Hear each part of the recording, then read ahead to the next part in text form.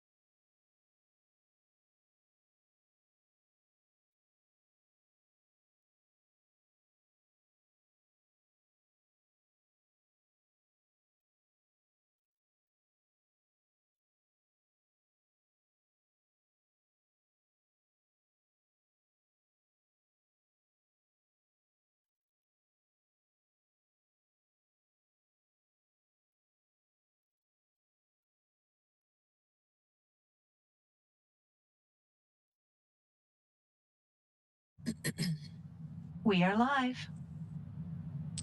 Good morning, everyone. I'd like to call this meeting of the Hamilton Municipal Heritage Committee to order.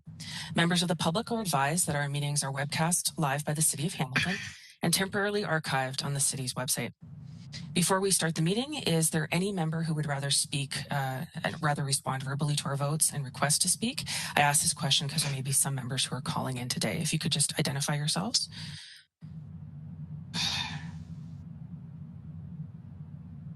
I don't see any. Okay. So moving on, we'll do our roll call. So please just identify yourself as we go through that roll call. So Councillor Pearson is not able to join us today. David Beeland? Present. Janice Brown? Here. Karen Burke? Present. Graham Carroll? Present. Charles Dimitri? Lynn Lundstedt?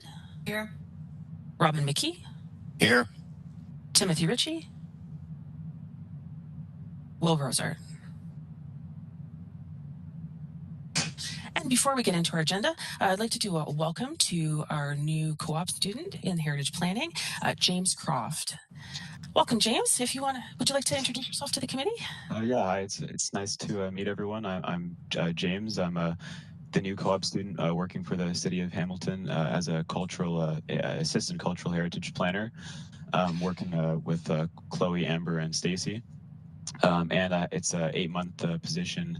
And I'm a University of Waterloo student, and I'm in geography and environmental management, and we'll be graduating by the end of the year. So yeah, I'm excited to learn about all the processes from the City of Hamilton and get more experience with heritage and conservation planning.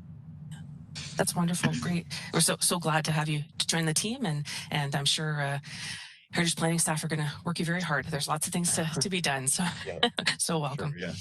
Thank you. So our first order of business is the appointment of chair and vice chair for 2022. Lorraine, would you like to take the lead on that? Certainly. Go ahead. Certainly, I will go ahead. May I have nominations for chair? Anyone? I'd like to nominate Alyssa Dundas Robinson again. Oh, okay. I'll make note of that. Are there any other nominations? Seeing none, may I have a motion to nominate Alyssa Dundas Robinson as chair of the Hamilton Municipal Heritage Committee for 2022? Okay, I see. Is there anyone opposed? Terrific. That motion carries. Thank you, everyone. Thank you, Graham, for that nomination. You're very May I welcome. now have, oh, pardon me. May I now have a nomination for vice chair of the committee? Janice? Yes, I'd like to nominate Chuck Dimitri as vice chair for this year ending. Thank you. Are there any other nominations? Seeing none, may I have a motion to nominate Chuck Dimitri as vice chair of the committee? Oops. Anyone opposed? Seeing none, that carries. Welcome back to the both of you. Chair Dundas Robinson, would you please assume the role of chair? I will. Thank you very much. And just before we get started, I see that we have Ken joining us. So we want to do a big welcome to Ken Coit, who is the new manager of heritage and urban design for the City of Hamilton. Ken, would you like to say a few words? Thank you very much, Madam Chair. It's good to see you again. I haven't talked to you for quite some time. This is my first week. I am playing crazy catch up. As the last time I was involved in this role officially was 10 years ago. So, but I'd like to say you are in good hands as far as I can tell with 3 very good staff that I've been meeting with this week. And in addition, you know, I'm hoping to really looking forward to working with you. We've got a lot of challenges coming forward around heritage. The city is changing very quickly right now with LRT and other things. And so I'm looking very much forward to working with you in helping us get some of these big issues moving forward and getting heritage dealt with appropriately. So thank you. Thank you, Ken. That's great. We're glad that you were able to be assigned this fantastic role at the city, and so good things ahead. So, again, welcome, Madam Clerk. Are there any changes to the agenda today? Yes, Madam Chair. Under consent items, we have 7.1C Heritage Permit Application HP 2021-057, installation of eavestrough masonry, repointing and reinforcing exterior wall at 114 to 116 McNabb Street South in Ward 2. We have 7.1D, Heritage Permit Application HP 2021-056, proposed implementation of repairs to second-story enclosed balcony and exterior cladding at 118 St. Clair Avenue in Hamilton. We have item 7.3, the response from the chair of the Hamilton Municipal Heritage Committee to the Reverend Ian Sloan, New Vision Church, respecting St. Giles Church, Hamilton, which was deferred from the December meeting.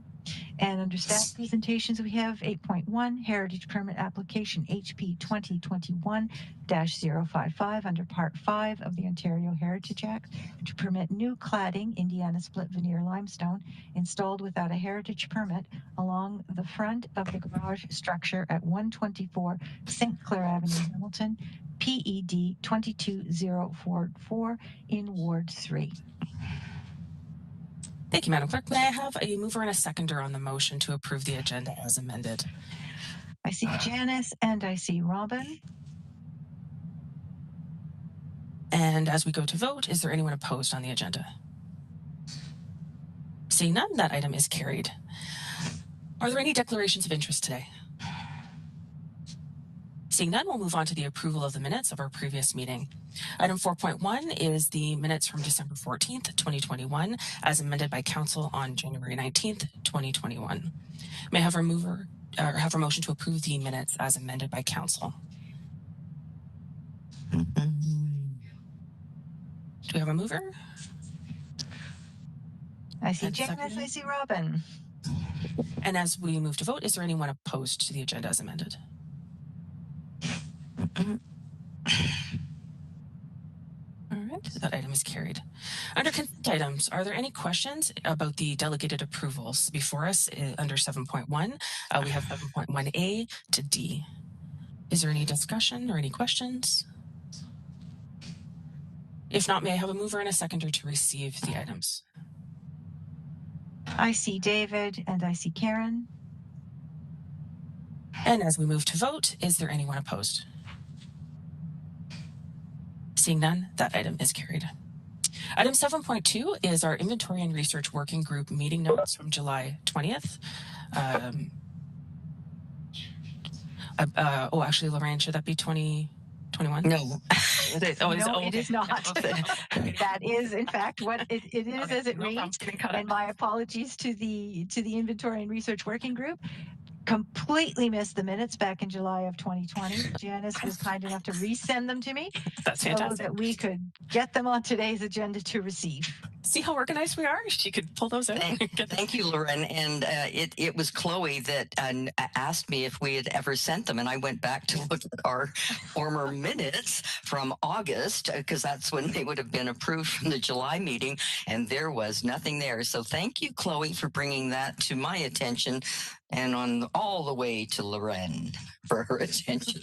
Yes, thank you. Thank goodness there wasn't anything terribly pressing in those minutes or meeting notes. Sorry. So just getting caught up on a little bit of admin, may I have a mover and a seconder to receive those meeting notes?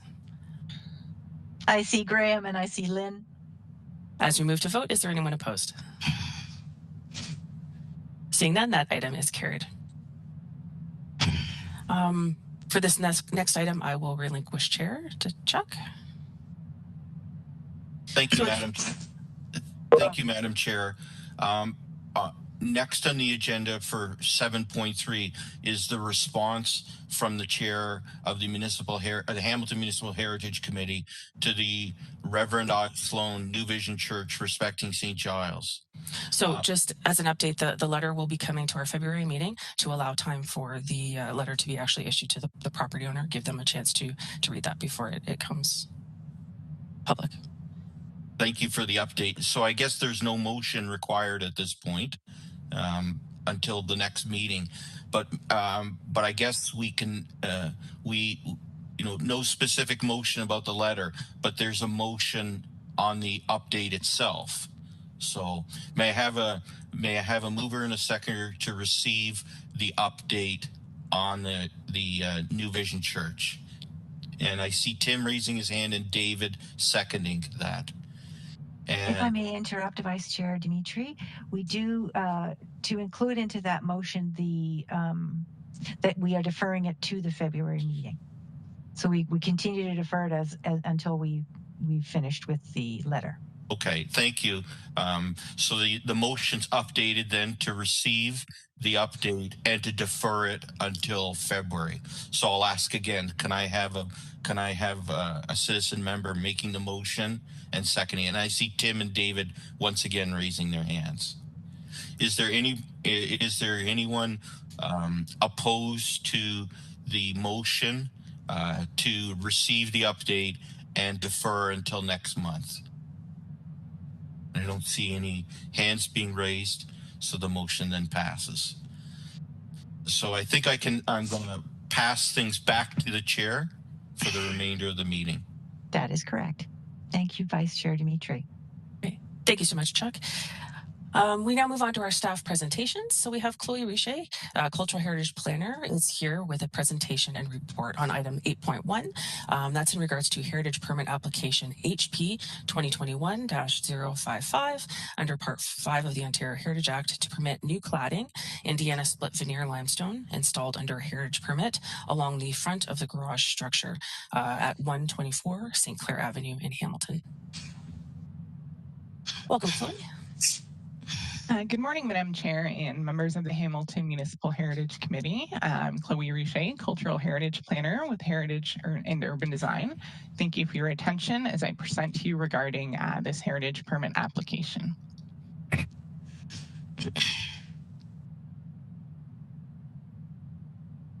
In the background of this image from Google Street View, you can see the garage, the subject garage, prior to installation of the new cladding. Please note that the heritage home in the foreground will not be impacted as part of this application. In this slide, you can see the location of the subject property within the St. Clair Avenue Heritage Conservation District, south of Main Street.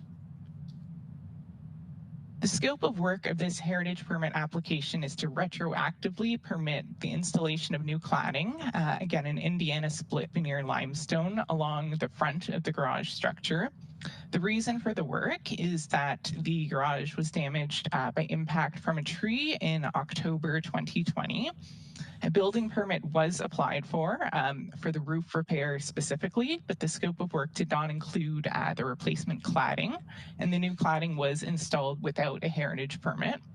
Through an insurance claim, a third party has been managing the project and submitted a heritage permit application with a supplementary report. On this slide, I've included excerpts from the St. Clair Avenue HCD plan, sections on positive design features, the setback and design of most of the private garage structures, as well as building. Restoration of original features of the building will be encouraged. Authentic materials such as brick, stone, and wood to reflect the texture of the area will be encouraged. Original or similar colors and materials will be used. And unauthentic materials such as plastics and aluminum will be discouraged. The next two slides contain several photographs of the garage with the previous brick cladding, a popular option during the 1970s and 1980s that was installed circa the 1990s. The applicant shared these two photographs and added some yellow circles around the damaged bricks.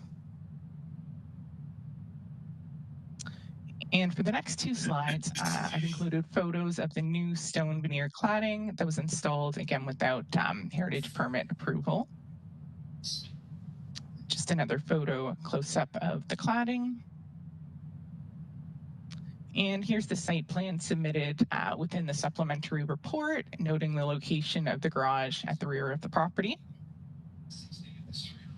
At their meeting on December 14th, 2021 and January 18th, 2022, the Heritage Permit Review Subcommittee reviewed the application.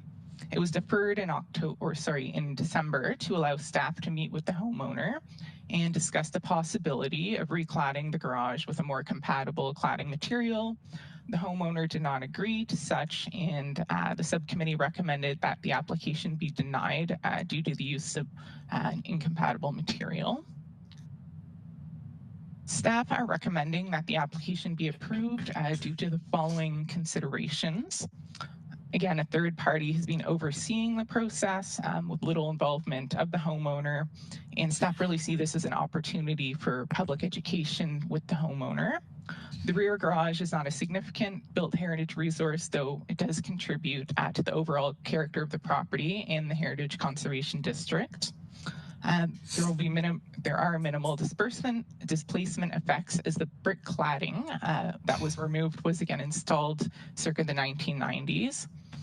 Staff do acknowledge that there are moderate disbursement effects, as the front of the garage isn't being restored and the choice of the new cladding could have been more compatible. Unauthentic materials are not being used specifically as defined in the Heritage Conservation District Plan as plastics or aluminum. Thank you to the committee members for your time. I'll welcome any questions at this time.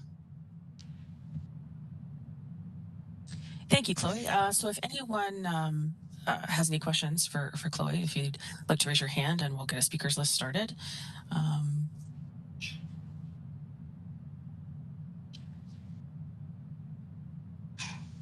So Chloe, thank you. Sorry, I was just about to ask Chloe to take down the presentation. Sure, I'm happy to open it. Tim and okay, we need a longer list. So we've got Janice, we have Tim, we have Lynn, Graham, Chuck. And Aaliyah sending that list through the chat now. Sounds good. So Janice, we'll start with your questions.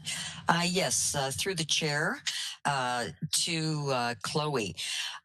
Why, if the homeowner applied for a heritage permit to the damage to part of this structure, the garage, why would he not or she not apply for the damage to the bricks? Through the chair, just to clarify, they did not apply for a heritage permit for the roof because it was an in-kind replacement. So the former cultural heritage planner noted that, again, with it being an in-kind replacement, they didn't require a heritage permit for the roof specifically. So they should have come in with this change of cladding material for a heritage permit application. But again, I'm not sure what happened with the various actors in this file when was not applied for. Can I have a second question or not? Through the chair. That's fine, Janice. You can ask your second question. Okay, and the second question, I understand that this area, St. Clair Avenue, I think it's called, became a Heritage Conservation District. The bylaw was passed in 1986. Are these folks new owners? Would they not be aware of something like this? Would the real estate people not have informed them that they were in a conservation district and any alterations would be required to have a heritage permit? Thank you. Those are my concerns. Through the chair, I'm not certain what year they purchased the property, but you know, it would be registered on title when we have a designated heritage property. So certainly real estate agents should be aware of that, and owners as well. And I did have that meeting with the homeowner to provide more of a public education opportunity, and they're very aware now of the requirement for heritage permit applications. So I also spoke, specifically regarding accessory structures. Perhaps some homeowners are not aware that there's also a requirement for a heritage permit application there. So again, I did kind of focus that discussion on, it's not only the heritage home, but also accessory structures such as garages that contribute to the heritage character of the area. Thank you, Chloe. Tim, you're next on the list. Oh, great. Thank you. Through the chair, just a multi-point thing. I'm on the permit review subcommittee as well as three other members here. I just wanted to point out that it wasn't a unanimous denial. It was a fairly close vote of 6-4. And I voted for approval on the permit subcommittee, just for full disclosure.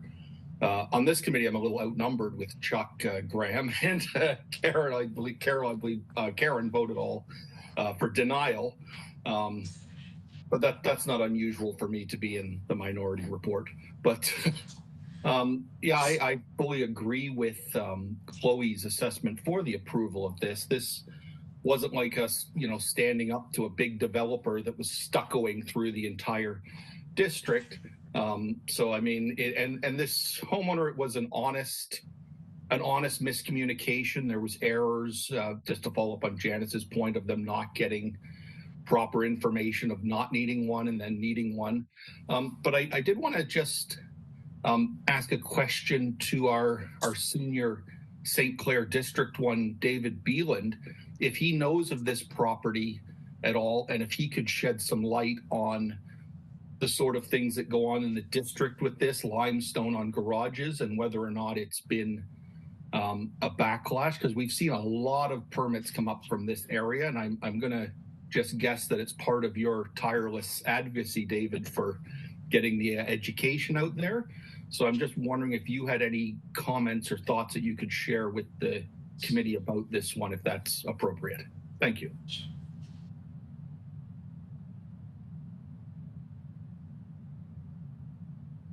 Go ahead, David. You can speak. Yes, we were aware of our committee was aware. Of course, we're on St. Clair Boulevard, and this is the St. Clair Avenue Heritage District, and we were aware of the changes made. It isn't really being not part of our district. I didn't really look further into it to see what applications had been undertaken. But again, there's been so many changes in the past 10 years, I would say, that really goes against what the districts are about, that I really look at this as being really secondary. It's not to the main building as mentioned, and the heritage districts were looked at originally that it was a street view and not really something that impacts on the main street view, and this really doesn't impact on the main street view. So the garages are looked at quite secondary, as a secondary situation on St. Clair, on the two heritage districts, and it's really the main property and the general street view that is important to us. So I mean, once the changes are made, there isn't anything really that has been done in the past. If an action has been taken, the residents have taken it to court, and it hasn't passed. So I don't see there being much much out of the way here. And as I say, it does really impact on the street view of the district. Thank you, David. Tim, is there any other comments or questions? You're good. Okay. Thanks, Tim. Lynn, you're next. Yeah, I was just curious about the cladding on the rest of the garage. I don't see it mentioned anywhere in the documentation. I don't really, I guess, have an issue with what they've done. It looks like there was also some structural issues with what they used to replace it, but I'm just wondering if it was consistent with what was on the rest of the building. Through the chair, so just to clarify, it was only the front that received this new cladding. I am just looking through the photos of the report that was submitted, and I can't see the sides. I would imagine it was brick, but I can go to Google Street View and see if I could get a better view there. Give me just a moment.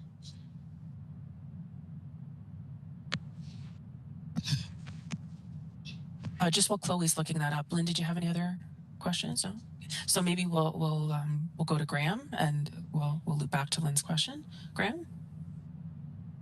Yes, I was involved in this permit review, and like Tim stated, I think he was wrong. So it was just, I had a difference of opinion.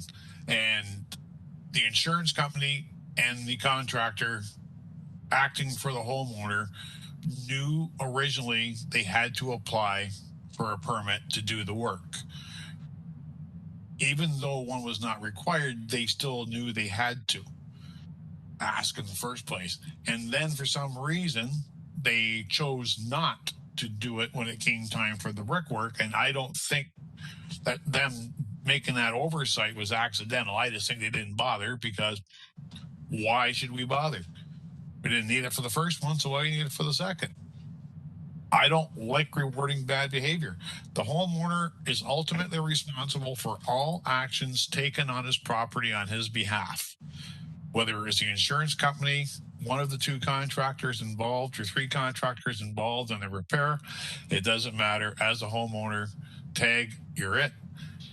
He didn't do his due diligence. I believe he should return it to how it was and put the red brick back on that front of that garage. It's not an outrageously expensive job. It's not onerous. It's not difficult to do. A brick mason could probably do that, could face that garage in one day, be done with it, and be over with. It bothers me that people ignore the rules of these heritage districts and designations of homes and just do what they want. It's just not right. So I think it should be set back to how it was before the change. Thank you. Thank you, Graham. Chloe, did you have a chance to find that image before we move on to the next speaker? Through the chair, I actually can't see on Google Street View, unfortunately, and it doesn't appear to have been mentioned through the report. So it really focuses on that front facade, because that was the site of alteration. Thank you. Chuck, you're next on your list. Thank you, Madam Chair. So, as several members have mentioned, I chaired this meeting the other day, and it was a 6-4 decision. So most of our decisions on the permit review subcommittee are unanimous. The vast majority of them are unanimous. Very rarely do we have kind of a split decision like this. Speaking for myself, as opposed to the other 5 members, and Graham kind of articulated his thoughts already, so you're getting some color. The other part of the discussion that we had is, this would set a precedent for this heritage conservation district in particular. And it's interesting to hear David's points, and he actually lives there, and quite frankly, the other person on the subcommittee who actually lives there didn't seem to have an issue with it either, which is, again, it's kind of strange to me, but be that as it may, I mean, now I'm taking both of those into account. But going back to why I made my decision, it's really about precedent. And if we approve this permit as a subcommittee and then as a committee, then we're saying, you can alter the look, of if not the primary portions, but certainly the other portions of this. And I mean, to me, when I look at the streetscape before and after, including the garage, to me, it's changed significantly. And I think the danger of this is that that we have another kind of moving of the yardsticks for this conservation district. And I think Tim mentioned this too. On the permit review subcommittee, it seems like we get a lot of permit applications for St. Clair, and most of them are things where they're non-traditional changes to the property, whether it's windows or otherwise. And we've struggled with this endlessly about whether we whether we should allow changes to the district versus, and the biggest factor is what's been done in the past, i.e. what's the precedent. So I struggle with that. I must admit, I'm thinking now, my thinking has changed. I haven't quite made up my mind, but having the two people who actually live there being okay with this is a factor in my mind. I still don't like the precedent here. And I'm concerned that we're really, getting away from what was the original intent of the conservation district in the first place. When our predecessors decided that this area merited protection. So those are my thoughts at this point. And I see Chloe's raising her hand. Yeah, thank you for those thoughts, Chuck. Chloe, did you have a response or comment to that? Through you, Madam Chair, just going back to Lynn's question, the side appears to be stucco, so it's not brick on the side. I was able to thank you, Alyssa, for helping me find a photo there. So, sorry, Madam Chair, can I just make one more point I wanted to make? And I don't mean to, to go out of turn here, but just looking, and I understand my point is about the staff report on this. I must say I disagree with the staff report, specifically the comments, the bullet points. You can put them back up, but the one where it says, there's, first, I think the first one is about, the education of the homeowner. I'm not convinced by the comments that I heard that the homeowner's been educated about this. And I'm certainly not convinced that the steps that happened here, could be changed, and in the public as well. The public, the nature of this. I think on the second point, I think it does contribute to the overall character. I'd reverse these 2 points.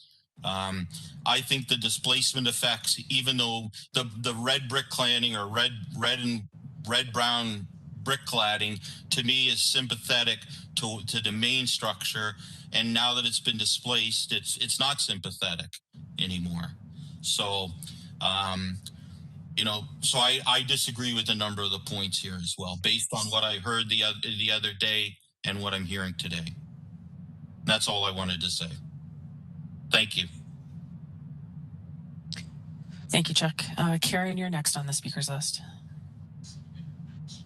Thank you. I want to emphasize as well what Chuck has just said in terms of the precedent being set. This was a huge discussion at the Permit Review Committee, is that here's one that's been done now, and the next person is going to, down the road, is going to say, look, it was done at that place, so it's a precedent. And that's very important, that we really want to discourage that precedent. Because it really is not in keeping with the heritage character of the street. It's very nice looking, but it is not in character, and it is contrary to the heritage designation. And the second thing is that point in the staff report about it being done with third-party oversight and little involvement of the owner, I find that very surprising. And as we discussed at the Permit Review Committee, the owner has they have the ultimate responsibility. They can't just say, oh, it was a third party, because they are the owners and they are held responsible for the design of their house. So, I mean, we're getting work done at my house right now. Every decision about the color of the brick and the color of the wood, it's all being passed through us. I can't imagine that this was done without any involvement of the owner, but that's, so just to say, there was a lot of discussion about this. And we felt not just the three of us here at this committee, but the other people on the committee, there was a real concern about setting this precedent. And so thank you for the opportunity to reinforce that. Thank you for those thoughts, Karen. So I think unless anyone is a first-time speaker would like to ask a question, we're making our second round of speaker list. So we've got Janice and Tim. You want to make a secondary comment? Is there any other people that would like to be added to that list? If not, Janice, go ahead. Yes, through the chair. I am very concerned with allowing this alteration to stay without a heritage permit. We sitting on this committee, it is my understanding, as well as the permit review committee, that we have an obligation to abide by the rules that have been set out by the province. And the first setting rule is the Ontario Heritage Act. And it is very clear in what it states, and I think it's section 42. I haven't got the notes directly in front of me. We also have official plan rules that we are to follow in the secondary sequence. And to not abide by these rules when we have material in front of us that guides our decisions, I think is setting a precedent that maybe we don't need this committee sitting here. Maybe we don't need permit review. It's a free-for-all.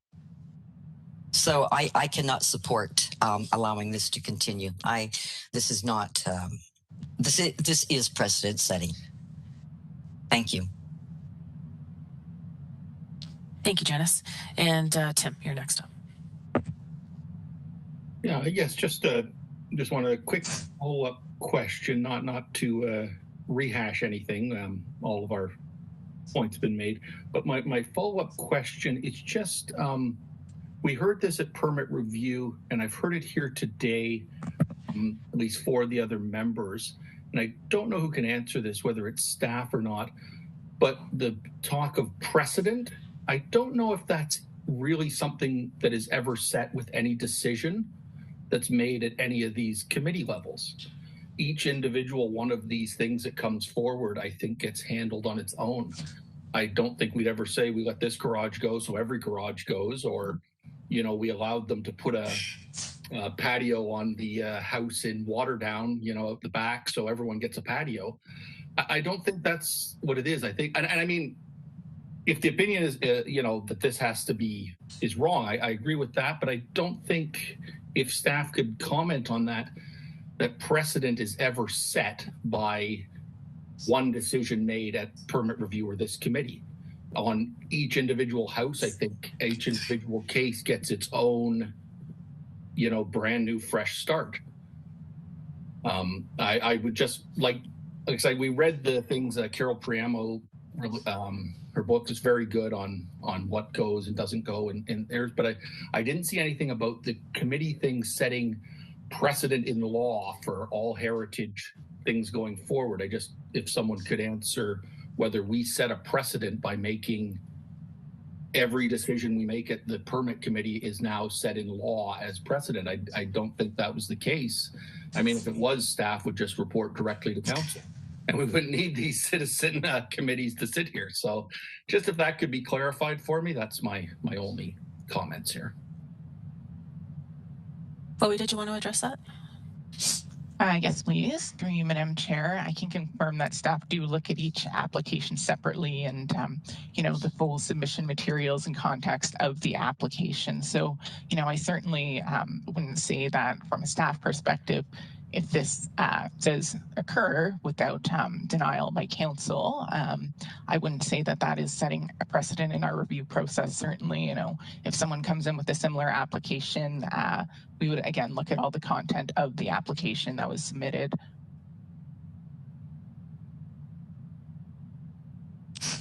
Thank you for that. Tim, did you have any other further question for Chloe?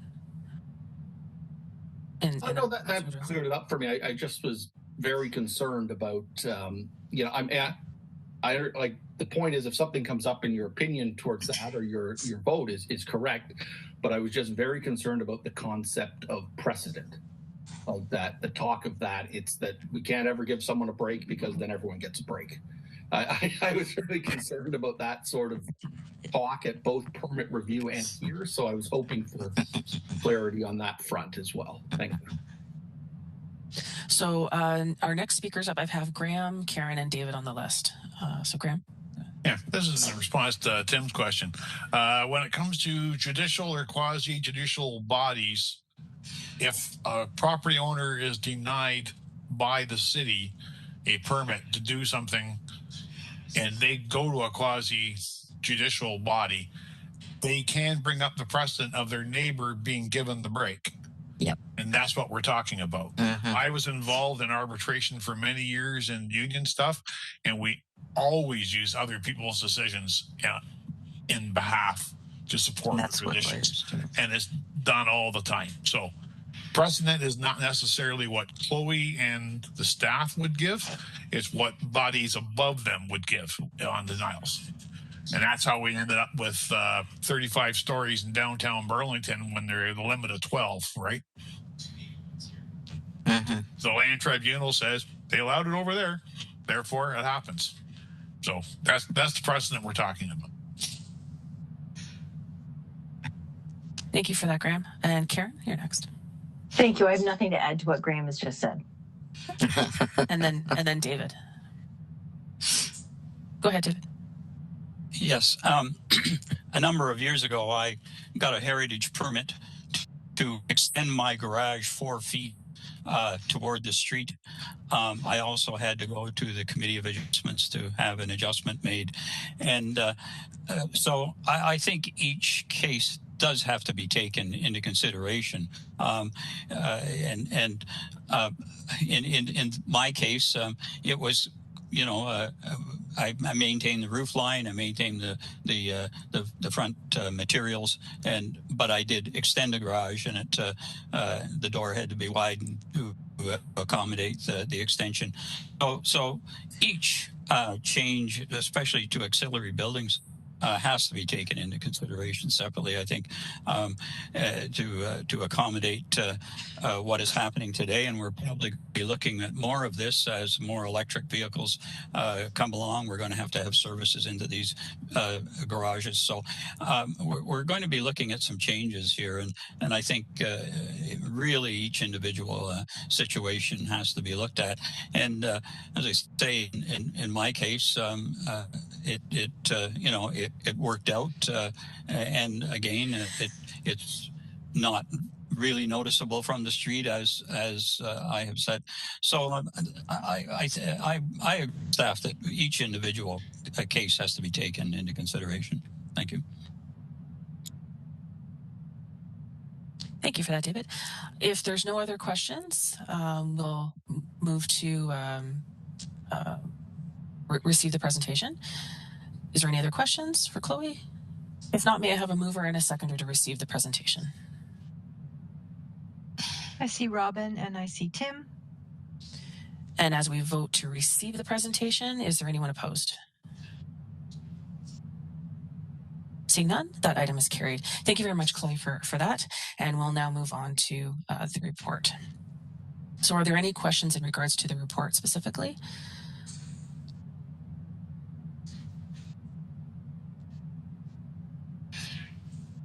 Okay, so in the report, the recommendation that's before us is that Heritage Permit Application HP 2021-055 to permit new cladding, Indiana split veneer limestone, installed without a heritage permit along the front of the garage structure for the lands located at 124 St. Clair Avenue be approved.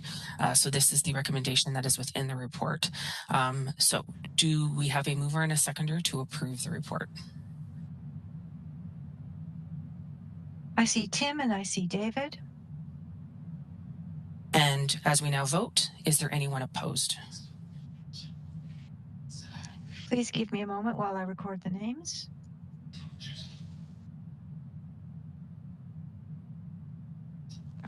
Two, three, four, five. 5 opposed.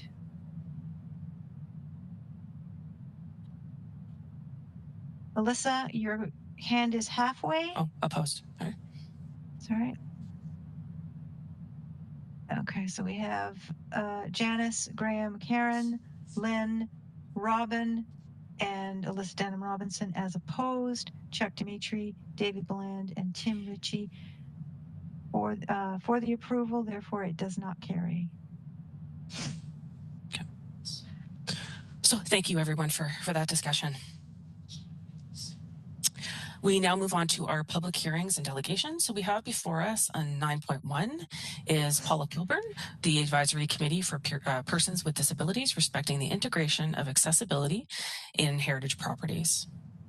So please welcome Paula Kilburn.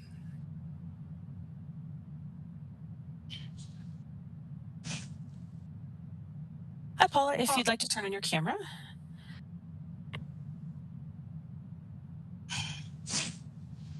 Sure, And if I just could, taking a moment. yeah, and if I could just ask all members just to check your, just to check in, and please mute yourself if you're not speaking at the moment.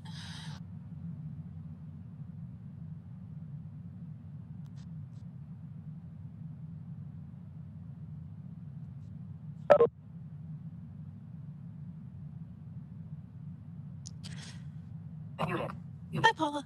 I'm sorry about that. Oh, no problem. All right. So this is just a reminder that you have 5 minutes for your presentation, and then we'll take some questions afterwards. So. Okay. So first of all, I'd like to thank the Hamilton Municipal Heritage Committee for allowing me to speak to them today. My name is Paula Kilburn, and I am a member of the Advisory Committee for Persons with Disabilities, ACPD. I am here today, I'm sorry if I stutter a lot, my fingers are cold and I'm reading Braille, okay? So to tell you a little about the Advisory Committee for Persons with Disabilities, which is a subcommittee of Council. The committee, ACPD, advises Council on about accessibility within the City of Hamilton, such as new buildings, renovations, parks, and landscape, which includes sidewalks, to name a few.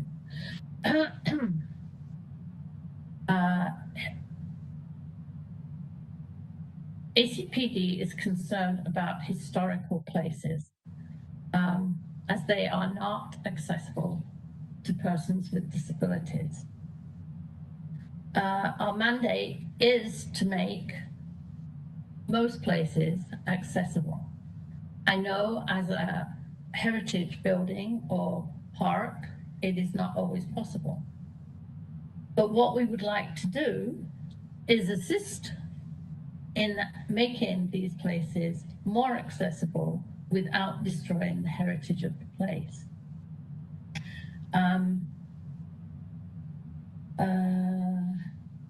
Okay, so in the past, we have asked for some changes to make City Hall accessible, such as the top of the second floor stairs. A warning strip would assist those with vision loss so they don't fall down the stairs. Secondly, another example is the pathways and small museum at Battlefield Park. So when we put these requests in, we were told that Heritage said this could not be done. We had no explanation, really, just that Heritage Committee said that they could not do this. So I'm asking again to have some input into things about heritage, right? Accessibility is extremely important for those with disabilities. We love our heritage in Hamilton, and not being able to access it is a bit of a disregard for our freedoms, right? So I have another example. At the front of City Hall on the steps, we were told we also could not have yellow stripes on the nosing of the stairs. They did it dark gray on light gray, which for a person with vision loss really doesn't help. ACB, oh, sorry, I lost my place. So my next point is we would like to find out, ACPD would like to find out more about the Municipal Heritage Committee. I really don't know a lot about you guys. From what I've been seeing today, maybe I'm at the wrong place, but I have to start somewhere. So I want to understand what you guys do, and if we can help you or you can help us to navigate all these roadblocks that we have to make it, these places accessible. We'd like to have the opportunity to advise Heritage on how to make historical buildings or parks or places more accessible. So I look forward to any questions and would love to have you tell me more about your committee. Thank you.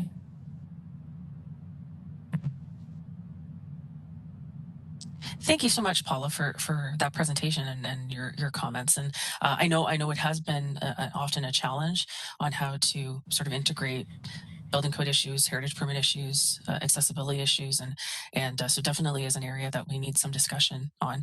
If I could maybe start a speakers list if anyone has questions for Paula. So I see Graham and I see David. So maybe if you'd like to ask your questions, well, Graham will go first.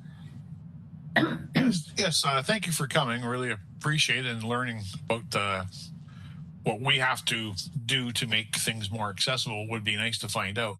I've been on the committee 5 and a bit years now, and I don't remember anything coming to the main committee dealing with accessibility at City Hall offhand. I may be forgetting something, so maybe it just went through permit review before I was on that. But I don't know, yellow strips in front of stairs, I don't see that as an issue. If you got to add some kind of warning strip at the top of the stairs, for the most part, I think that is a positive thing. I don't see it detracting from the heritage features of City Hall. So again, I got to educate myself some more on when this all happened. This may be a little bit longer ago. We had a person on our committee for the longest time, Tracy. Terry, sorry, I apologize. Terry, who was in the wheelchair, and she really educated us a lot because we always just think, oh, put a little strip in and it's now accessible. We found out that wasn't even close. So I would really appreciate the education she gave us. So any kind of education, I'd be more than happy to learn about how we can accommodate. I think it'd be great. So thank you for coming. You're welcome. The strip at the top of the stairs, we were told we couldn't put one up there because it would affect the marble up there. Receive chat message. So, and that came from facilities. So we didn't know whether it had been brought to you guys or not. And we brought it back several times to facilities. And they still say that Heritage says no. So, but I thank you for your comment. Stacey, did you want to say a few words? Yes, through you, Madam Chair. I'm just going back in my memory bank a little bit with regards to this one. There was a heritage permit, I believe the first month I had started, and it was for those traction grips at the top of the stairs, and it was something that was it was not supported by HPRS. They had advised facility staff to go and look at alternative options. The details are a little bit foggy to me. It was a little while ago, and I haven't had discussion with the facility staff since then. But this is definitely something that is an ongoing. It's a very important matter, and we need to learn and find new ways to work together. And there has to be some form of give and take when it comes to this, because this is not something that is going to go away. And this is staff's perspective or my perspective, I should say. I'm not going to speak for the other staff. But it is something that I think this education is vital. And I think, you know, the details that were brought forward, if there's more of an education opportunity for members to work together and to hear more about the challenges with accessibility and learn about the options and come to some sort of understanding that some terrazzo flooring in City Hall may require a little bit of damage, but it's not something that the proposal was to drill in some little bumper steps, basically. And that's not something that in 5 years is going to need to be removed, because this is a lifetime. This is moving forward. This is for the future. And I think having this discussion, I greatly appreciate Paula coming out and speaking to this. And I do think this is something that really needs to be taken into account by all members here who are looking at these applications. And it's something that, Paula, I would like to have myself a further discussion with you, as well as Melissa, the staff that I was previously working with on this, who had applied for it, and see what we can do to bring forward an application and learn all of the benefits and the future direction for something like this. Thank you very much for that. And I just want to say ACPD is more than willing to educate anybody on accessibility, okay? So anytime you want any information, please come to us, because we have a lot of working groups. We have a built environment working group that would be more than willing to talk to you about all these things. So thank you. Stacey, just a quick question. Is there any resources that are available through the trust or that have been, I know it's been a topic at some of the conferences that have happened in the past. I think there's been some videos done and some other resources, but I don't know if anything has sort of come to light as design suggestions. Just wondering if there's any sort of background research we can do. Through you, Madam Chair, I can look into that. I know that I have done a workshop myself out of just pure interest, so I can see what sort of resources are available and get some guidance. I know sort of when this application came forward, I did reach out to some of the other heritage planners for other examples, and you know, this is something that is fairly, these are things that are often being accommodated in buildings. And I'm not, sorry, accommodated is not the right word, because that makes it sound like it's not important. I think there are other resources, and I will look out to see if there are documents that I can have. I'm not sure of any off the top of my head, but I will look into that. Okay, that sounds good. David, you're next on our list. And then I have Tim and Chuck.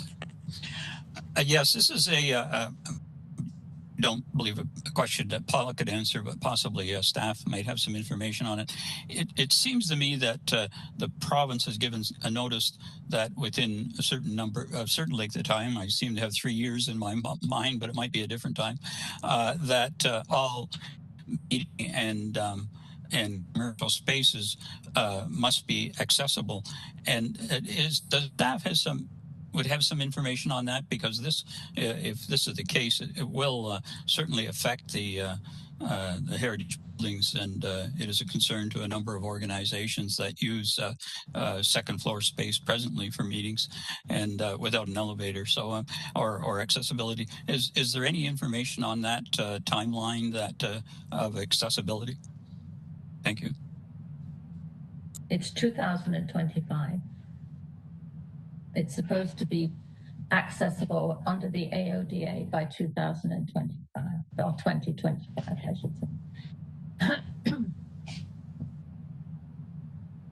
Thank you for that information. That's very important.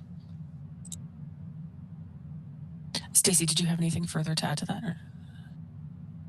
Through you, Madam Chair, not at this time. This is definitely something, it was just, obviously, I'm hearing about this all sort of for the first time. So it is something that I think as heritage planners, we're going to have to figure out get our minds wrapped around sort of everything and all the information and educate ourselves over here as well. So, and it's probably worth a discussion with facilities, just because of how integrated it is into all of the municipal centers. Absolutely. David, did you have further to that question, or?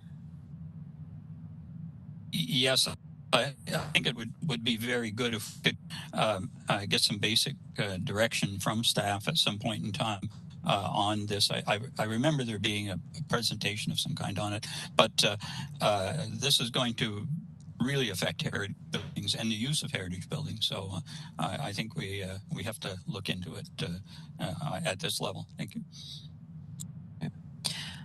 Tim, you're next. Oh, thank you through the chair. And thank you for coming here. I remember this from permit review, and I'm going to defer somewhat to Chuck with my memory. I think this was during the interregnum period when, and she might be on the call here, Alyssa Golden was handling our permit stuff before Stacy and Chloe and the 72 planners we have now have finally come on board to help us. But it was another one of the sort of spirited discussions that Chuck mentions we don't have too often at permit, and it was I recall there being concern about this as well as the word precedent we used, and I remember asking at the time about sort of accessibility trumping heritage concerns, and was told that isn't entirely the case, but legislature seems to be coming the other way. But the greatest concern I remember on this one issue was facilities came, but we weren't able to hear from the other subcommittee at the time, which is wonderful that we are now. And the concern was about, I think it was over 200 or 400 holes being drilled in the terrazzo thing. And Chuck might remember this or not. Trying to think whether it was Carol Priamo or not who was going to look into this as well, because we talked about not seeing this done. We see it on sidewalks and cement, concrete, new builds, but the retrofitting of it was something that staff never got back with finding, like about what the long-term impact. I mean, the long-term impact of somebody with disabilities falling down a stairs is also a big concern that we have, and everybody was. I mean, on this committee, I'm 29 years old, I know, but most of my other committee members are, World War II generation or up, and so mobility is a huge concern for people that sit on heritage committees in general. I would make that assumption. Yes. So it was a great concern for us at the permit thing. I think it was just not enough education about the long-term impact of what would happen to the floor, to the terrazzo. And I think because of the interregnum, when it got passed from Alyssa to the new cabal, we didn't, it got kind of shelved or something. But permit committee, I don't know if it ever goes back there or where this comes to about the bumps or what the thing is. I think it was just more an education question for us. Is that what is the, is it the best scenario? Is it the best case? I mean, those stairs, after you mention it, it runs through our mind that, man, that could be an absolute disaster of someone falling down it even without a thing. So it's back to Graham's thing. We used to have a very diverse voice on the committee, and Terry Wallace that brought a great education to us on a great number of fronts. So thank you for coming with that education, and I didn't overstep, Chuck, but your memory for that meeting, it is going back to that time, if I'm not incorrect, Chuck, and I'll cede the rest of my comments to you. Your next, Chuck. Thank you, Madam Chair. And Tim, you're always like an opening act, right, for nearly everyone else on this committee. Well, I think we should mute him from now on because he called everybody old. So right. Well, I am old, so that's fine. It's almost at times like a stand-up comedy routine, but none of us are as funny as Tim naturally, right? The rest of us have to try hard. And anyway, so, and maybe I will try and my first joke, and I will say it as a joke, because it's great to hear that Facilities thinks we're all powerful to trump, Heritage can trump facilities management at City Hall. I certainly haven't had that impression, to this point in my nearly 8 years on this committee. I remember this discussion, so now I'm going to be serious here. So all I'll say, Paula, to you is I'm not sure what you've heard from Facilities I'm sure what you heard is true, but I don't think it's valid. Let's put it that way, because I don't see us trumping Facilities ever, right? And we deal with safety cross impacts. I wouldn't, it's not often we deal with disability issues, thank goodness, just because it hasn't come up too often. But we certainly deal with cross impacts of safety all the time, and this is not a Trump thing. And again, I certainly have never felt that Heritage trumps other areas. So, but let me be serious now, and let me go to the discussion that we had previously, because I remember very clearly now. As was remarked previously, I didn't look at it as we were stopping this from happening. I looked at it as we needed more information, and we wanted to see. I hate to use the word precedent because it's a dangerous word today, but we asked staff at the time, what other municipalities were doing in this regard, in terms of heritage designed either floors or such, and is there any alternative rather than drilling hundreds of holes, right? So to me, but one thing I think we are guilty of on the permit review subcommittee, and this I've heard it before, is we tend not to follow up on things. We deal with the issues at hand, so we don't go back in time and say, hey, what happened to this issue, right? So we're probably guilty of not working with staff excuse me, more closely to an issue that I thought was kind of percolating away in the background, obviously hasn't been, right, to the satisfaction of people involved. And it shouldn't take this long, right? I don't see this as, on top of it all, we make recommendations to City Council. So if it was so pressing at the City Council level, I'm sure they would trump all of us on this. Right. So I've looked at it as not that we're trying to stop anything. It's just, is there another way, and what are other places doing? Because presumably they've gone through similar steps, and there's no question it's taken too long. This shouldn't take whatever years, and maybe COVID got in the way and people are distracted and whatever else. But I don't look at it as the Heritage Committee is laying down the law here, because that's almost it's I want to say it's laughable, but it's that's not the way things typically happen, right?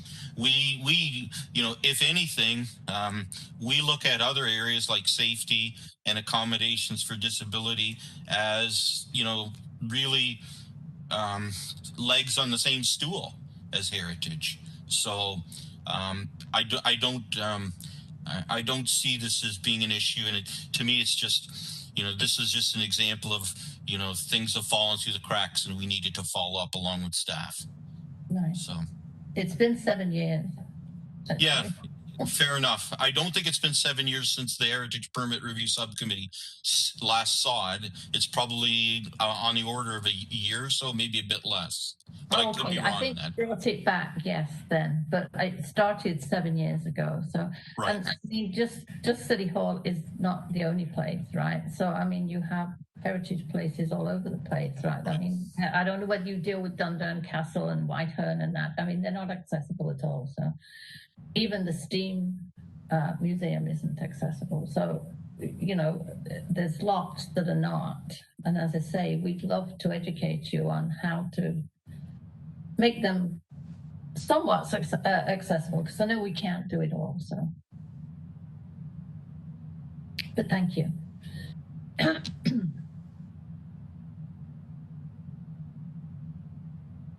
Madam Chair, you are muted. Not even paid. Just before we move on to our next speaker, well, actually, we have Will and Robin. Paula, just when you refer to that as being something that goes back to 7 years ago, was it a report that came forward, or was it just discussions that happened at? It went to facilities 7 years ago. Okay. And I don't know where they took it. We don't seem to have follow-up like you guys, or they seem to fall between the cracks, and then you get so busy on other committees and working groups and that, and then you forget about it, right? So, yes. Okay. Well, this is a great start to a conversation to go forward with something that's positive and that we can work together on. So Will and Robin are our next speakers. Will, would you like to make your comments? Yes. I'd like to point out that a lot of it has been because of visual disabilities people have, but there are many other disabilities that people have, as our speaker said. Yes. And yeah, so we need Paula. I'm sorry, Paula. That's okay. Got your name for a minute there, but anyway, yeah. You. It's fine. But anyway, there are numerous different disabilities that get involved, and it's definitely not just No. visual. No, you have people in wheelchairs, you have people with walkers, you have people hard of hearing, you have mental health problems. There's all kinds, right? I just brought those to the front because that's what we'd been talking about, right, at the time. And yes, I am visually impaired, so it's important to me. And I have almost fallen down those stairs twice. So. I'm visually impaired too, so I know where you're at. Yes. Anyway, thank you for coming to the committee and bringing this forward, because it's definitely important. But one problem seems to be, somebody says it's heritage, but maybe it's heritage staff from Culture and Recreation as opposed to our committee. See, I don't know. They just told us that Heritage had said no. So. Yeah, see, heritage is one thing. It's within Culture and Recreation, but is mandated. Facilities should be part of there. Be a good question, Paula. Does facilities have anybody in a role of handicap advisory? No. On their staff, and I think that's where it begins. Yes, it does. Yes. And we can't educate everybody like you can't educate everybody, right? So, you have to pick your battles sometimes. But as I say, it's not just City Hall, it's the whole city of Hamilton. So. And facilities policies, or decisions are made for all these heritage buildings, but they just don't. They've got blinders on if they don't have a staff person. I mean, we have people that are there to decide the public art. I only use that as an example. But, there's nobody in facilities that, knows an expertise on handicapped. No, I don't think so. Yeah. Thank you. You're welcome. So we have Ken with us. Ken, would you like to make some comments? Yes, through you, Madam Chair. During the meeting, Alyssa sent me a quick note. Thank you so much, Alyssa Golden. Apparently, this is something that came up in 2021, and Alyssa had sent a follow-up through to facilities. So we will follow up through on that again and just send them a message. Maybe, as somebody who worked on the renewal of City Hall, I won't call it restoration, the renewal of City Hall a few years ago, there are so many complex issues and things are changing, and the technology around accessibility and how to do it and the different products have changed a lot. So it may be just a design issue and looking at some different design options. And, I will cut facilities a bit of slack with the COVID. They have been they're stretched to the max, redoing areas and putting up screens and then changing washrooms and unchanging washrooms and doing new signs and then opening and then not opening. So they may be a little overwhelmed at the moment. So, but we'll make sure Stacy or Alyssa or I will follow up with them and send them a message. And maybe it's just giving them the chance to come back with some other options that would be a little more amenable to the heritage and still meet the needs, the physical needs to make sure the stairs are safer. Thank you. Thank you. I want to thank you all for your time.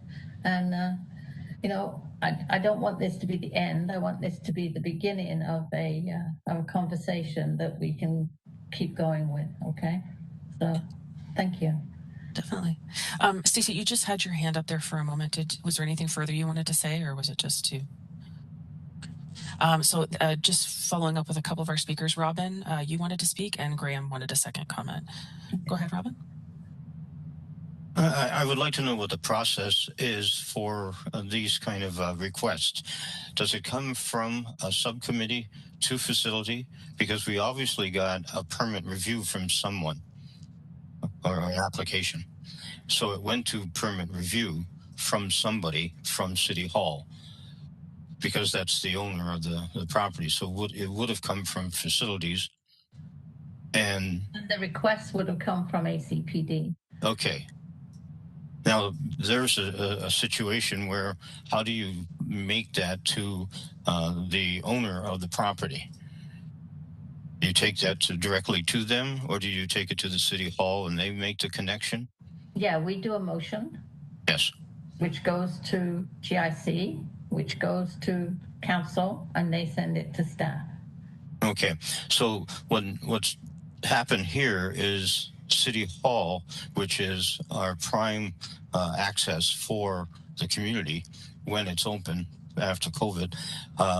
This may be the example that we need to follow up with what happened in the past to create what needs to be done for the future. And so with simple things like lines on the stairs, I do not have a problem with that either, because I'm visually impaired. And so that needs to be addressed immediately. When the doors open again for City Hall after COVID, we need to have access. Yes. And we need to be safe. And or there's risk management needs to get involved. So you don't want to get sued by someone falling down the stairs. And Paula, twice almost falling down those stairs. That's a tragedy in my mind. And so I think heritage needs to be protected, but it also has to be changed for the society that is using those heritage properties. And if you're talking more of the heritage properties that are owned by the city, the museums and City Hall, the idea there is that each facility in each location should be upgrading on that to the point where it is. So I believe it's education for accessible museums. And at that point, it makes it safer every time you add a new level of protection. So I agree totally with you, Paula, and thank you for coming and making this effort. We need a process that can trickle through. And if you have a reason for a heritage property, then I think you should CC the Municipal Heritage Committee so that we get a heads up, and then it goes to our subcommittee of permit review when facility gets around to doing it. So I think there's a process that's missing. And yeah, I think it's a good idea and it should be done. And maybe take this City Hall example and get it done. Thank you. Thank you. Okay. Thanks, Robin. And Graham, you're last on my speakers list. Oh, okay, thank you for allowing this again. I'm just wondering if in future, when a heritage permit does come up for anything to deal with a city-owned property, that deals with accessibility, that the People with Disabilities Committee get copied on and allow them to comment directly to us as a delegate. Because let's face it, I know Tim's a youngster, but the rest of us old folks, we're going to be getting into this. Yeah, you be quiet, Tim. We're all going to be getting into this pretty soon, and we need education. We need to be better brought into it as members of the Heritage Permit Review Subcommittee on what is a good idea and what isn't. Like, I wouldn't know if it is or isn't. So if it's possible, I know it's going to be very short time for you guys to react because the agenda is set up like within a week of the first meeting. Is that right, Chuck? And then we need someone just to let us know what we're talking about. It would be great if we could do that, if it's possible to CC you guys in on it. I know I'd be happy. Thank you. So would we? Ken, I think you have some comments. Yeah, I just wanted in my learning curve, just to remind everybody, I know you've been through this more than I, but we do have that 90-day limit. And in my experience in coordinating meetings and community meetings, and that could really be problematic. So I think we need to look at a better way to get the accessibility knowledge involved in the permit process. If it's a city thing, maybe it's something with facilities before a permit comes to you, or it comes in the comments or the education come with the city permit ahead of time, so that you can make a fulsome decision. In addition to that, I believe Heritage Permit Review doesn't take delegates other than the presenters, the applicants.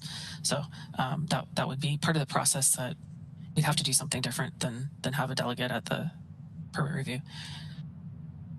So Janice, was that your statement? That I was going to say there are no delegations allowed at permit review, to my knowledge. So that was just my comment. Thank you. And thank you, Paula, for attending. I think that with somebody, I think Ken said it, there is new technology, and I'm sure we can make our heritage buildings safer. We've come a long way. So it's a good thing. Thank you. Thank you. And Robin, you're next. I see this as an opportunity to use the other subcommittee and Paula, who we now know what she looks like and who she is as a consultant to our heritage process and our permit reviews. If there is a need, could we make a permit review or application for a facility, so that if she came to us, could we make the permit application? Well, I think maybe all those little details, staff can help us sort of understand the process, or if there's something that we need to do differently. I see her as a consultant, not a delegation. Yeah. Well, they're an advisory committee too. Yeah, and that she would be advising on heritage or. Yep. So I think this is leading us into a motion. So the motion would be to direct staff to report back to Municipal Heritage Committee on the accessibility concerns and the processes and what we need to do to move forward. So that would be a motion. Would anyone like to add anything to that, or? I'll move it. Okay. So that's moved by Will. Do we have a seconder? Lorraine, I think David had his hand up first. Thank you. Okay. So on that motion, as we vote, is there anyone opposed? Seeing none, that item is carried. Okay. And just while we're, Paula, did you want any last words before we? I just want to say thank you very much, because I feel very positive now that I've been to speak to you. I was thinking this was the wrong place to come to, but now I feel it's not. So I want to thank you all for your comments and your support, and I hope to see you all again soon. And please use ACPD as a sounding stone, right? Because there's a wealth of information and expertise there. So thank you so much for giving me your time. That's wonderful. Thank you for attending the meeting today. We really do appreciate it. Welcome. Thank you. Bye. May I have a mover and a seconder to receive our delegation? I see Karen and I see Graham. As we vote, is there anyone opposed? Seeing none, that item is carried. Before we move on to our general information, we just need to back up a little bit just for an administration item. Just go to my notes here.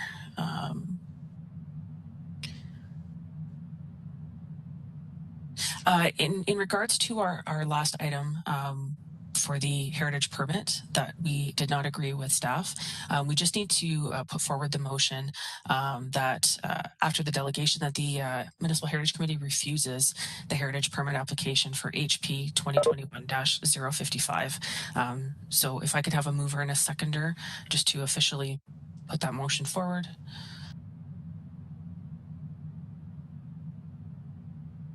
I see Graham and Tim. And Madam Chair, if I may interrupt, also in that motion would be to recommend the refusal of the application by council. So it's a kind of a two-parter that the Heritage Committee has refused the application, but also recommends refusal of the application going through the rest of the process. All right, so that would be the two-part motion. So we have Graham, and that is seconded by Tim. I believe Graham wishes to speak. I'm getting two votes. Yes. Yeah. A couple of years ago, Lorraine yelled at me because I forwarded a motion and then voted against it. And Tim's just done the same thing by seconding, has he not?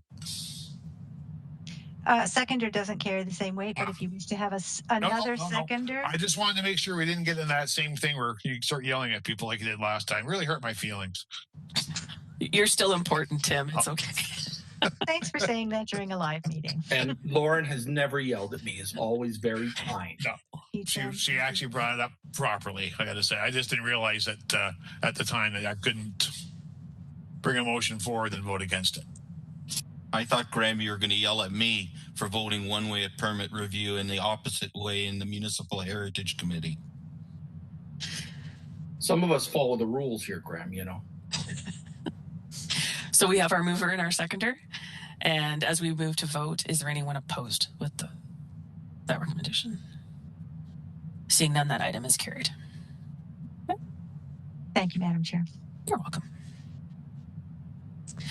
We now move on to our general information. So at this time, we will discuss our list of buildings and landscapes. So are there any additions to the list or any changes that we'd like to make? Maybe we'll address those first, and then we can go through each individual. Karen, go ahead. Thank you. I have two changes I'd like to recommend, bring forth to the committee for discussion and hopeful agreement. The first one is the former post office in Dundas, 104 King Street West. It is currently on the green list, which means it's quite stable and not really at risk, apparently. And I haven't seen any changes occurring with that. It doesn't appear to be at risk at all. And I would propose that we remove that from the list. And then the second one is that's been in the news quite a bit lately. Knox Presbyterian Church, 23 Melville Street in Dundas. It has been sold, and it was sold to Grace Valley Church, but it is part of the Cross Melville district in Dundas, and so it is a heritage building. And because it has a change of ownership, I think we might want to just keep an eye on it for a little while and see what's going on with that. Make sure it's protected as it should be. So I would recommend adding that to the yellow list around not immediate threat, but just that there has been a change in ownership. Those are my two proposals. Thank you. That's great. Thank you, Karen. Is there any discussion on those two suggestions? Any? Mine was a former post office.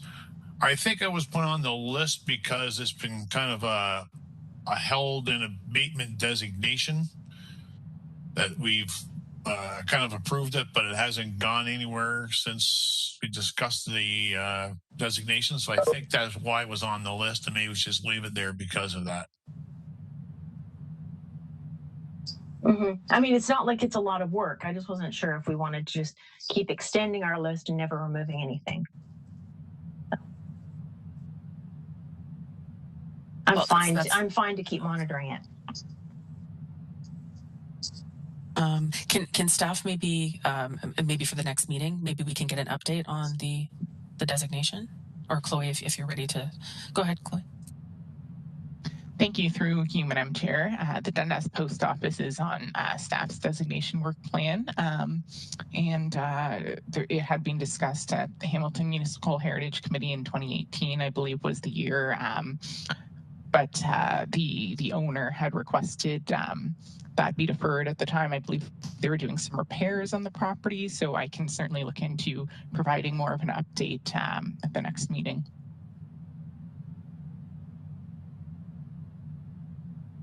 That would be good. So Karen, did you want to maybe hold on the post office until our next meeting? That's fine. We can certainly leave it where it is. Thank you. And then the addition of Knox Presbyterian Church. Is there any questions or thoughts on that one? If none, may I have a motion to add Knox Presbyterian Church to the list of yellow? So that's put forward by Karen and seconded by, I saw Janice had her hand up first, I think. I did as well. Thank you. Okay. And is there anyone opposed? Seeing none, that item is added. Great. Thanks very much, Karen. Karen, did you have any other updates on other properties or? Nothing else to add. No, thank you. Sounds good. So if we could get, by show of hands, if you have updates on your properties, and we'll get the speakers list started on that. So David, Janice, and then Robin.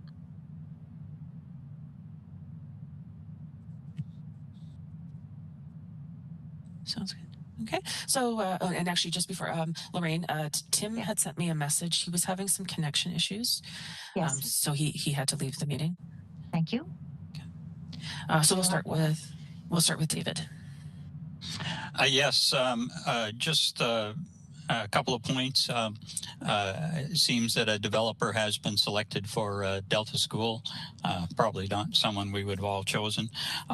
There is a video online on abandoned churches with St. Giles. It's shows St. Giles and abandoned churches, and it's worth a watch.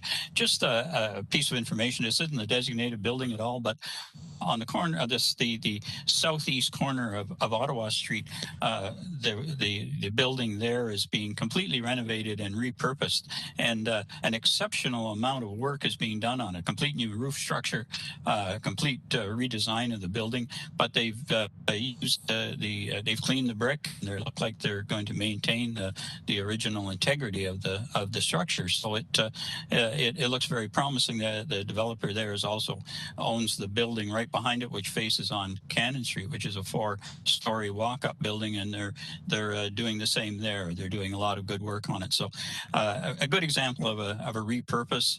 Certainly not anything that's on our list, but we can see that there's some heritage interest in those properties. Thank you.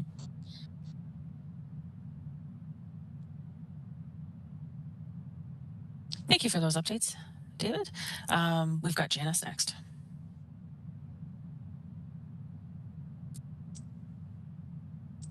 There we go. Yes, just two very quick things. Red number 7, James Street Baptist.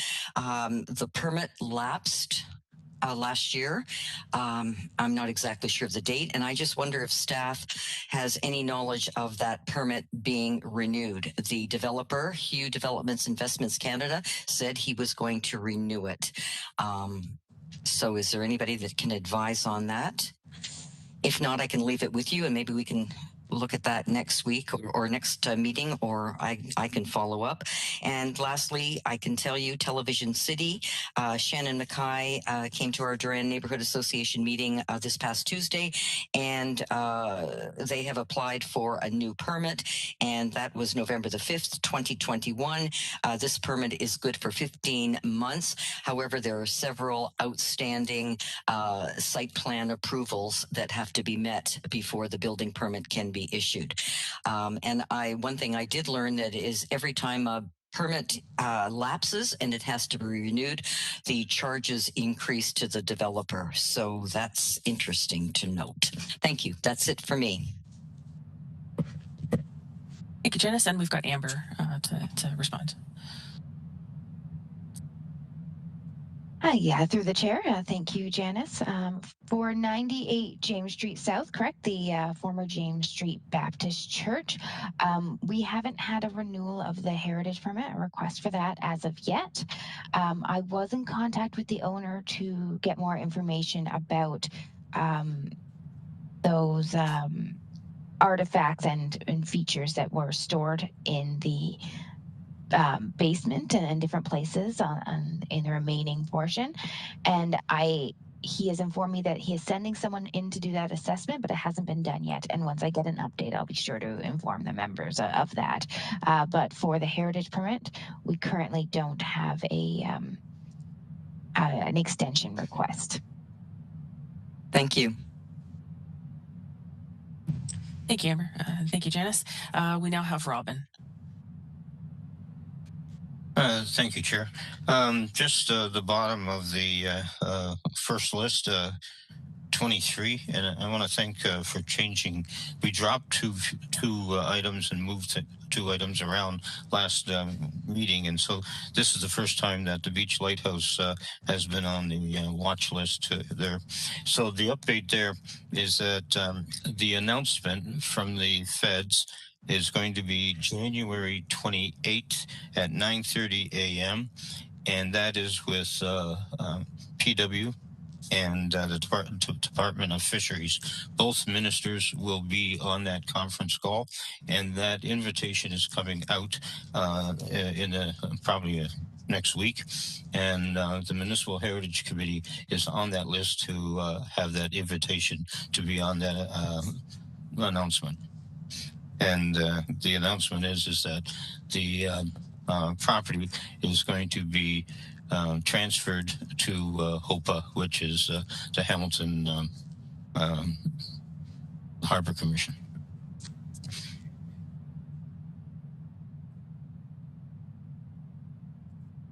Amber, did you have a comment? Go ahead, Amber. Sorry, I just would like to go back to Janice for one moment. I had just been opening up the heritage permit that we did have on file for 98 James Street because we haven't had a request come in, but reading the permit now, they appeared to have renewed it in December 2020. So they actually have the version I'm reading right now until December 31st, 2022.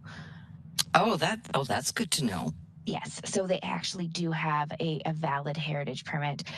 It had been lapsed before, but it's a renewal of previously approved but lapsed heritage permit, HP 2018-044, redevelopment of 98 James Street, South Hamilton. And so with this renewal that happened 2 years ago now, I had to count, we now have... So when does that lapse? It lapses December 31st, 2022. 22. Okay.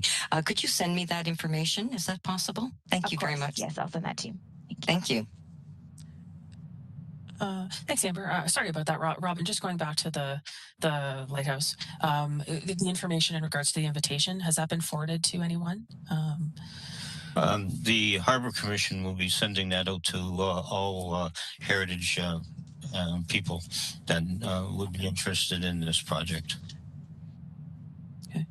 And could you just repeat the date and time for that? So we it's Friday, January 28th at 9:30 a.m. It will be a Zoom invitation, but the public will not have any input. It's just to listen. No, that's great. Thank you for bringing that to everyone's attention. Thank you. Any other properties? And once I get it, I can send it to you directly so that you get a double. Sounds good. Sounds good. Robin, is there any other properties that you want to discuss, or is that no? Okay. Do we have any other speakers? If not, we're coming to the end of our agenda. So is there any other new business? No? Madam Chair, we need a motion to approve the Yes, that's buildings and correct. landscapes updates. That's true. May I have a mover and a seconder to receive those updates? I see Robin and I see David. Okay. As we vote, is there anyone opposed? Seeing none, that is carried. We now, if there's no new business, we now move on to our motion to adjourn. Do I have a mover and a seconder? Nobody's putting their hand up. David and Lynn. And as we vote, is there anyone opposed to adjourning? No hands there for definitely.